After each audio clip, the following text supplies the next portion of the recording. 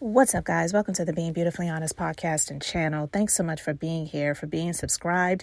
If you're not, go ahead and hit that button. And if you're listening to this on YouTube, hit that like button while you're at it. It's like walking into the room and hitting that light switch. We just want to go ahead and brighten up the place. So let's get into this podversation.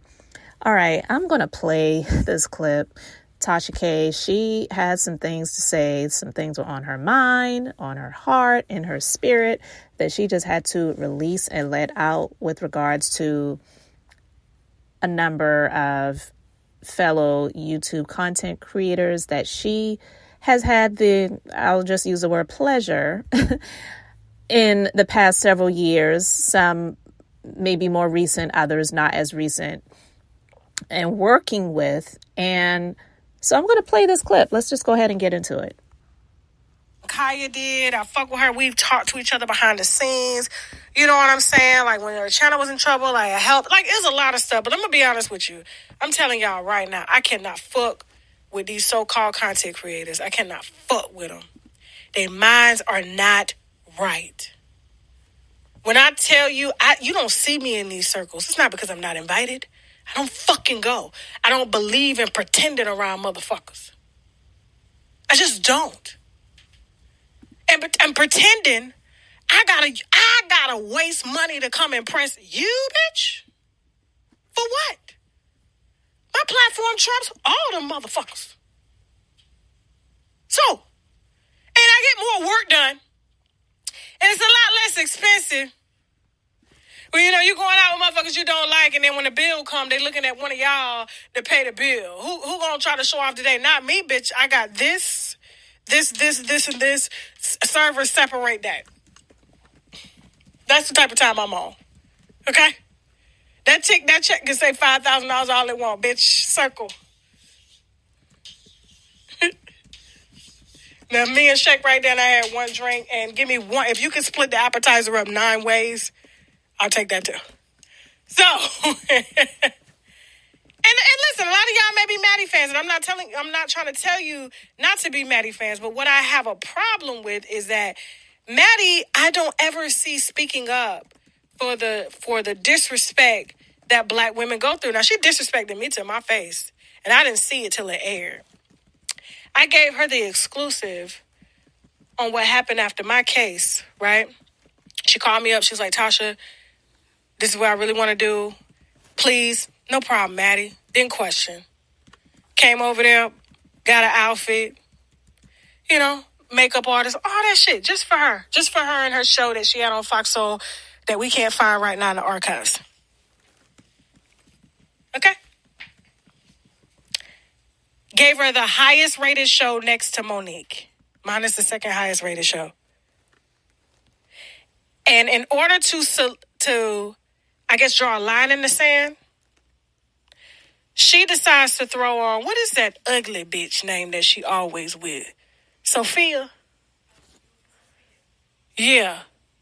She let Sophia do a segment before my segment was coming on, and Sophia talked about bloggers that were liars. Yeah, these blogs just be lying, and they need to go to jail. They need to do this. They need to do that. And it was on for about 15 minutes. Right? You remember that, Jasmine?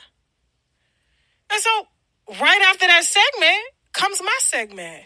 Introducing Tasha K, and she's here about Cardi B. Maddie lets other people do her dirty work for her. Maddie ain't gonna tell you to your face that she got a problem with. She'll let somebody else do it. She wanna always try to remain neutral. But then she'll send shots when she feel it's safe. So I've already peeped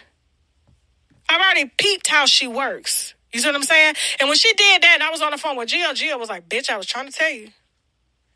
I was like, yeah, Gio, but I was trying to be neutral. And I called Maddie. I said, what the fuck is this? I didn't know, Tasha. How the fuck you didn't know when you producing the show? It's your show. I know everything that comes out. You make the show and send it to Foxsoul, and they stream it. They give you a budget. Whoever you fucking call to bring on the show, that's you. I was like, what my case got to do with you? What are you trying to do? Earn cool points by saying, oh, before the show, it's like having a disclaimer. These bloggers be lying and shit. But then I come and sit down with you as a friend. When that happened, I was like, oh, and she got the right bitch today. We had conversations here and there, between that. I was keeping it cordial, keeping it cute. Keeping it cute. See, that's what I'm saying. Like, y'all will say, oh, Tasha K falls out with content creators. But let's ask why we falling out, though. I can go down the list. Shall I? Before we get into this? Yeah, no, we got 30 minutes. No, I'm going to make it brief. Okay? AW. I think that was, lovelyti. Lovelyti and I had planned to do a story. Me and her were very close. She got a call the same way I got a call. I kept it business with that person. I said, hey, if you want to address this way, you can do it this way because this is my platform at the end of the day. She got a call and separated herself from me. Didn't take the calls no more. And even gave other content creators shit to put out on me.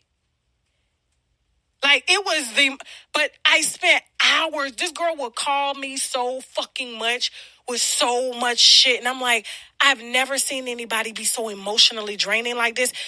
And it's hard for Shaq not to like a motherfucker. But Shaq was like, this girl is too much. I can see why she's single. Like, seriously. Like, I can see why she's single. My block was coming up and she reached out. Was like, I see you doing your thing. And it was cool. And we was cool. Like, we had went to YouTube shit. And then we had planned to do stories. And then she got, and I think it was the first time a celebrity had ever reached out to her. And so this particular celebrity told her whatever she told her. She decided to separate. That's cool. That's cool.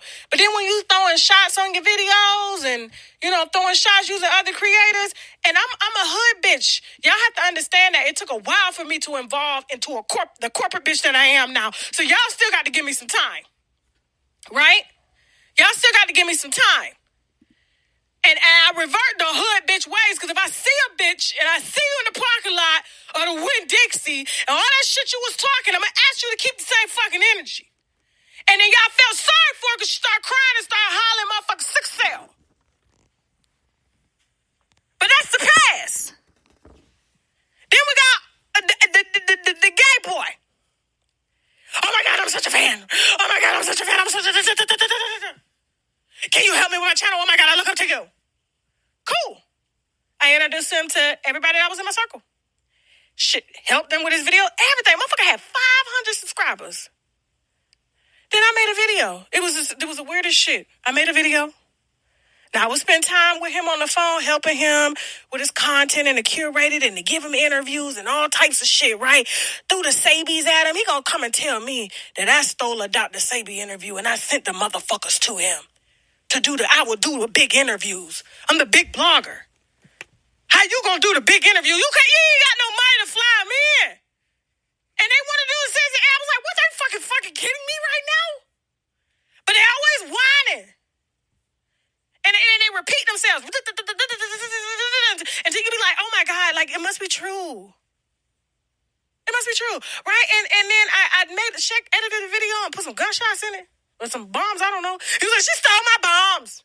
Then he got drunk on live, and I was like, what did you just say? Now, I'm a hood bitch. I went to him. I was like, yo, what's this? I'm so sorry. That was so fucked up. I should not throw shade of you. It's more of an invitation. I'm so sorry, but please don't unfollow me. Please don't unfollow. I said, no. I told you how I work. If I see some slick shit, we're done. We're done. I don't have to take time for my family or what I'm doing to help you. I don't owe you nothing. Any content creator out here, ask them, what have they done for Tasha?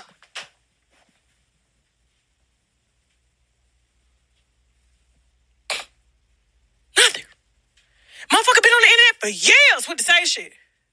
And the only time that channel is moving is when, because Tasha K started it, Tasha K keep it going.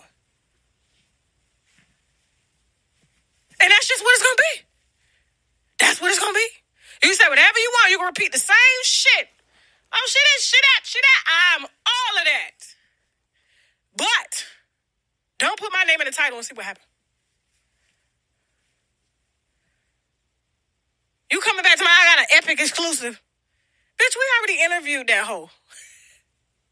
And look, you're always gonna come behind me until I say, guess what? No more. You understand what I'm saying? So, who else? In the daytime, tea time, same shit. Same shit. Where is she now? Can't see her face, those crooked ass motherfucking teeth. But guess who she with? They all link up together. It's like every time I put them to the side, 'cause they just form coalitions to go against Tasha K. That's cool. That's cool. You know what I'm saying? I roll solo. You don't ever see me getting online with nobody to fight my battles. I don't even bring my husband into the shit. I'm just that gangster. They either run into each other or running down to the goddamn judicial system. I'm like, bitch, come get this bitch. I'm like, no. What happened? You called me. You called for me. You called for me. I'm here now. And when I get here, you gonna have to call somebody to get me off your motherfucking ass. I don't give a fuck who say this. But at the end of the day, bitch, the channel's winning. Half the motherfuckers that watch me don't even see what the fuck going on over here in this fucking YouTube Section 8 sector. So, bitch, I can show up, pop up, prove it, bitch. I wasn't over there. But I've changed. I've been a good girl. Okay, I don't trust nobody. But when she did this, and me and her have never had any problems, and maybe the lawsuit scared a lot of people. I don't know. But I don't know why it would scare you. You know, like, you didn't do anything. But you asked me to come on your show. Next to Monique, a legendary comedian, I brought in the second highest. And you know, that was the last time I said I was going to do an interview. Chelsea get me some big interviews. I turn them down all the time. All the time. Because I don't, the thing is, you're not going to write a narrative for me. And if you're not real in this, I'm like, I work very hard on my shit. And if I tell my winos to fucking follow you, that's a big deal. But what I've been doing is they've been using me to get to y'all. And then once they get to y'all, they want to turn around and bash me. And then wonder why their channels and shit get stagnant. It's a Tasha K fan base. Bitch, go build your own. Delete the channel and start over. Delete the channel and start over. I got a second channel I don't even fucking be on. That's just got over 100 sit. Imagine if I put that same energy. Where do you think we'll be at in 2 years or less? Now. All right, so you heard it. And I am, look, it's her experience. People can say, oh, she's bitter, or people have been burned by her, or she's always losing people around her. Listen, I don't know the ins and outs of those relationships, but I don't doubt the majority of what she's saying. I don't doubt anything that she's saying, but I do get it. When you have a personality, which it's a personality. It doesn't mean that that's her character or who she actually really is. And when I say it's her character, I believe Tasha K is her character. Latasha Kibi is who she really is. And I don't believe that she is lying about what she is saying. I do believe it has been her experience. But of course, those that she spoke about, they're going to have the right to, and most likely will, if they haven't already, respond to what she has said. But it's easy for people to say, because of the character that she plays out on her platform of Unwind with Tasha K, to say, well, yeah, she is the one that causes these relationships to fail. Or people like to harp on the Cardi B thing and the lawsuit that she did not gain victory in the courts. And they use that to say, oh, well, she's a liar. Like that, you know, and that's the thing that it's unfortunate with some people. Some people are just never going to like you. Some people are never going to like her. It just is one of those things. But just because she lost this lawsuit doesn't mean that that is who she is. And I often don't really hear people giving her the credit for the R. Kelly situation. And whether it was right or wrong, she was the one that exposed Kelvin Hunter, Wendy Williams' ex-husband's mistress, who I don't even believe they're together anymore, when she made the phone call, the infamous phone call to the hospital to reveal to us that she was having his baby, like at that time, like she had the baby, and she called the hospital. I'll never forget that. Look, I'm saying in business, I create content. For me, it's a hobby. It's also a bit of a form of therapy for me. If you go to my other YouTube channel, you'll hear me talk about that and why. I won't go into those details on this channel. But this is her industry. The industry that I'm in for business primarily, it is a dog-eat-dog industry, and it is really hard to have friends where you really are locally, because it is just so extremely negatively competitive, where you will have people that they're your friends one day, and then the next day they're stabbing you in the back and they're stealing what you've got. And I've had it happen to me. I've had it happen to me in business. I've had it happen to me by former employees, not many, but I'm saying that's just how catty it can be when people see what you got and they want to get on, and it's all cool when you bring them on and you're trying to help them out.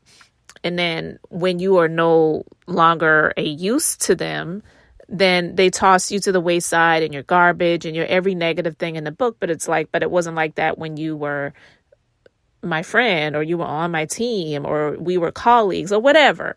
So I'm just saying, I understand it from the business perspective.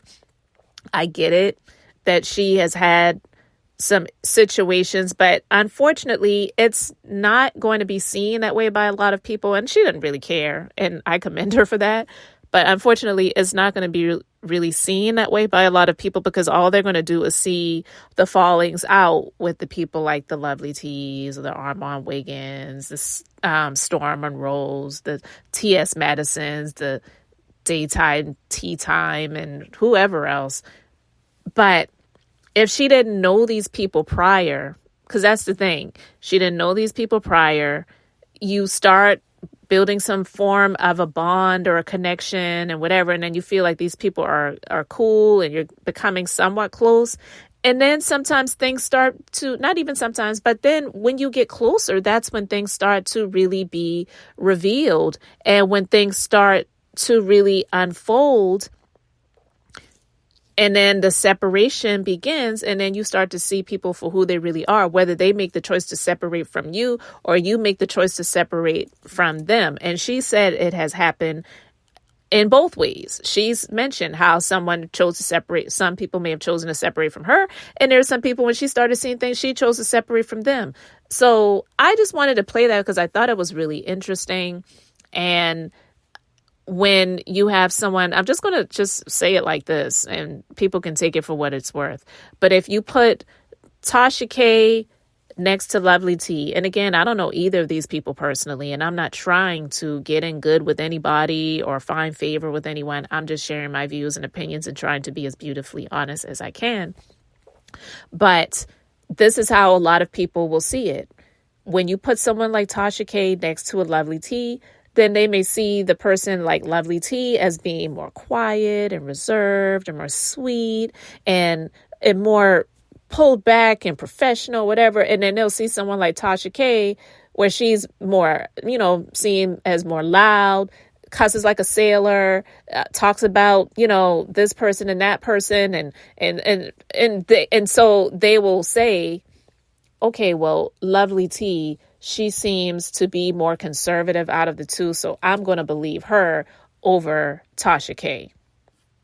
So in a lot of people's minds and views, they will definitely, see Tasha K as more problematic than lovelyti. So when it comes to the falling out that they had, they will believe her, meaning lovelyti, over believing Tasha K. But anyway, I'm not going into all of those details because, again, I wasn't there for everything. I don't know any of these people personally, but I'm just speaking in terms of surface level things and, of course, my views on that type of stuff. But I do believe that she is telling the truth, not her truth. I believe she's telling the truth. And however people may want to spin it, we know that they have this old saying, there's their side, there's the other person's side, and then there's the truth. I don't really like that perspective, because what that ultimately means is that